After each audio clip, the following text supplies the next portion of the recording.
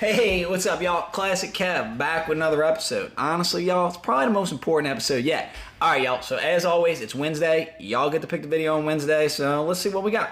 What video do y'all want to see Wednesday? Oh, a close one. Top crypto stories of the week. Nice, nice. So I got all the top crypto stories here, guys, and let's start with the most important story, all about Biden's executive order. Barron's put out this: Bitcoin, other cryptos soar. There are big hopes for Biden's executive order. Bitcoin, other cryptocurrencies staged a rally Wednesday, fueled by expectations that executive order from President Biden would ultimately be supportive of the digital asset space. Bitcoin, the leading cryptocurrency, was up over 9% in the past 24 hours. That's big, y'all. That's big.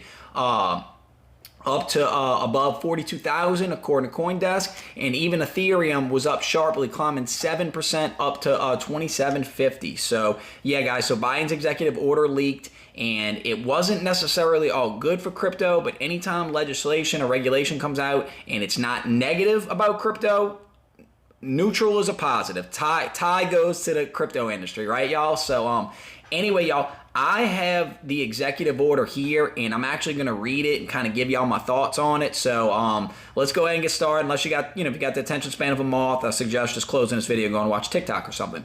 Anyway, specifically, the executive order calls for protect U.S. customers, investors, and businesses by directing the Department of Treasury and other agency partners to assess and develop policy recommendations to address the implications of the growing digital asset sector and changes in financial markets for consumers, investors, businesses, and equitable economic growth. This order also encourages regulators to ensure sufficient oversight and safeguard against any systematic financial risk posed by digital assets. So it looks like here they're just trying to protect the retail investors by assigning the Department of Treasury to oversight, because as y'all know, the crypto asset, it's a new industry as a whole. So who regulates it? Is it the SEC? Because SEC regulates securities, cryptos aren't securities, so it's real confusing. So this executive order, it looks like to me, just to kind of create some clarity, guys, because look.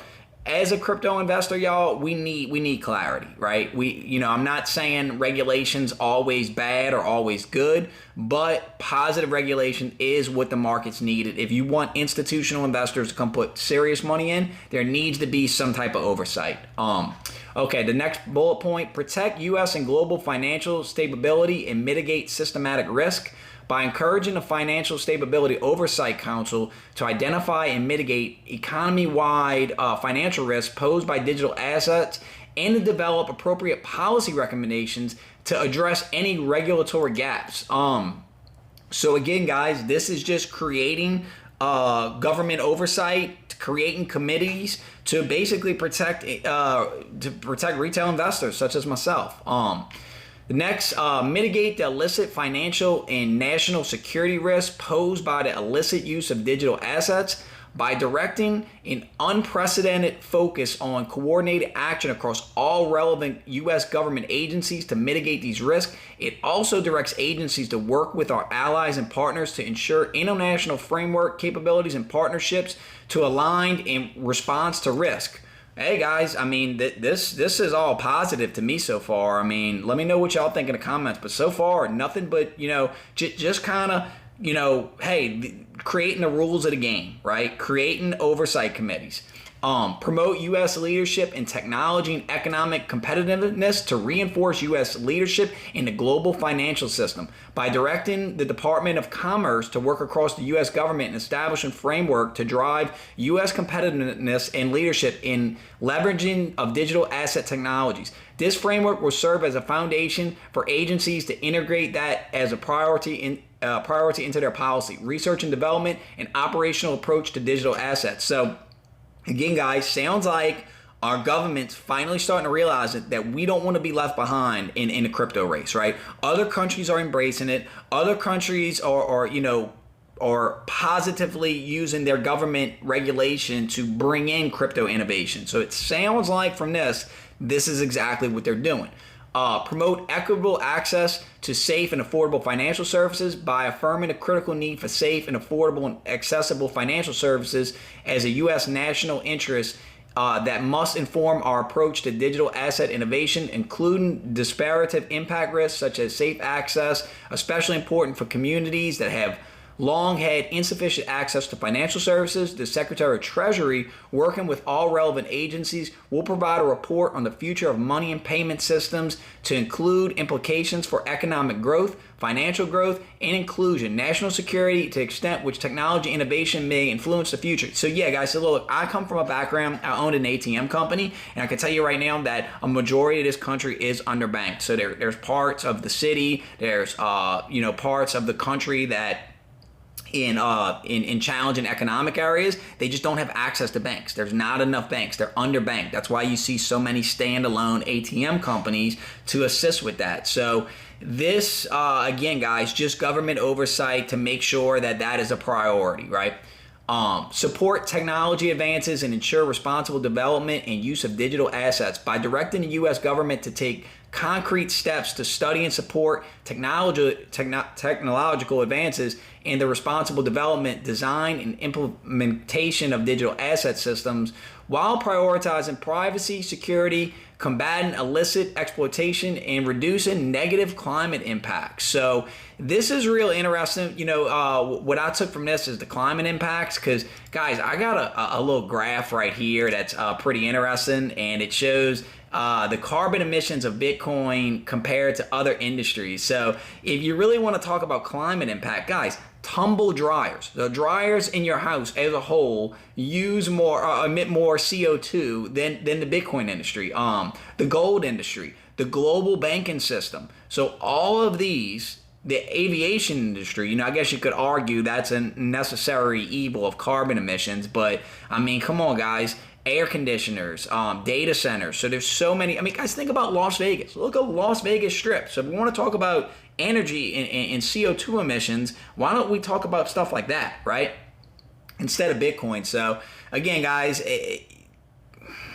they're at least recognizing the industry, but it's just hoping that the people they put into these roles to study and regulate it know what they're doing. So let's just stay positive. So, and here's the last bullet point, guys, and this is a serious one.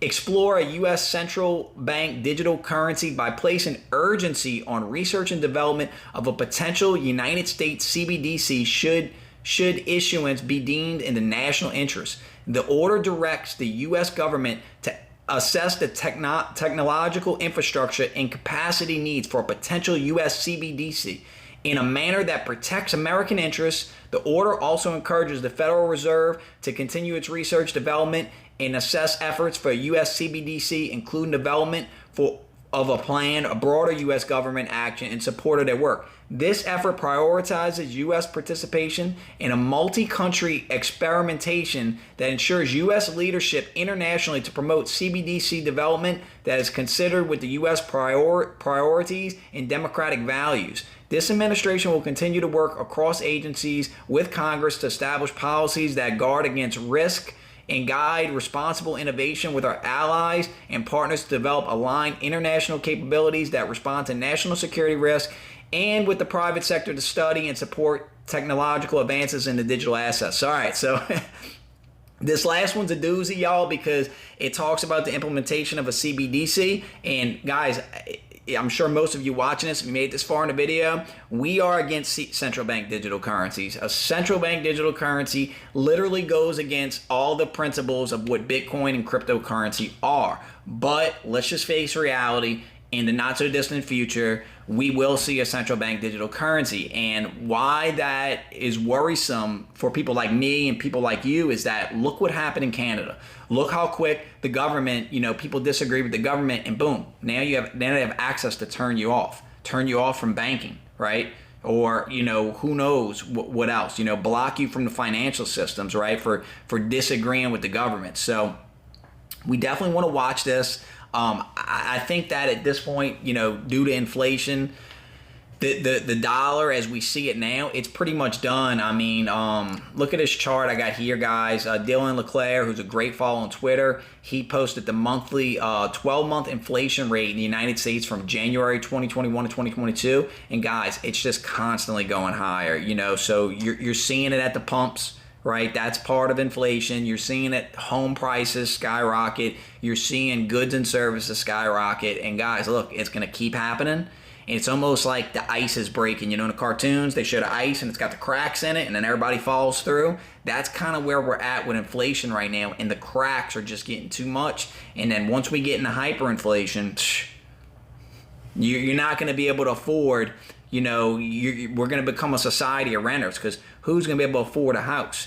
Because if money is becoming less valuable and digital assets continue to skyrocket, because why would, if you have a boatload of cash, why would you keep your money in cash? Smart investor is going to put it into real estate, digital assets, gold, silver, precious metals, even classic cars, fine art, NFTs, anything that's not losing value like the dollar is. So these numbers are really kind of staggering. I believe tomorrow the Fed's supposed to come out with the updated inflation rates. Spoiler alert, it's probably going to be close to 10%, you know, and to me, in my opinion, real inflation is probably closer to 20%. It's just the way the CPI data is calculated. I think that it's kind of, you know, go ask somebody building houses right now about inflation, right? You know, so it's really something we want to watch, guys. So I also seen this is another top story, guys. Senator Cynthia Lummis, she seems like one of the good guys in government, and she put out this tweet: my statement on President Joe Biden's executive order on digital assets today. It's great to see the Biden administration growing interest in digital assets. And while I agree with President's desire to combat money laundering and defend American national security, I think his executive order misses the fact that the overwhelming majority of digital asset users are law-abiding and trying to make our financial system better. If he has any doubt, he should look to Wyoming, where digital assets are booming with a common sense, balanced regulatory framework. We need thoughtful rules around stablecoins, and though I remain unconvinced on the need for a CBDC, I will continue to follow the Federal Reserve's work in this area closely. I will be laying out my own thoughts on digital asset legislation immediately. Congress is ultimately the arbiter of these issues, and I think it's time we step up the conversations and begin to work on real legislation. So guys, apparently Cynthia is supposed to put some legislation out that's going to be very positive for the crypto space. So she agrees with me that we don't really need CBDCs. Now, as far as stable coins, I think there is some merit to what the issue is with stable coins, is that we do need to be careful with you know, the way these interest rates are paying on stable coins, because it directly competes with the bond markets. And as you guys know, the bonds are what built this country, right? So if stable coin interest rates are way higher than bonds, and everybody's going to pull out their money in bonds, so maybe we need to come up with a new system where part of the stablecoin interest goes to United States infrastructure, maybe something like that. Maybe that's what she's talking about. I don't know, but so this is definitely something interesting to watch.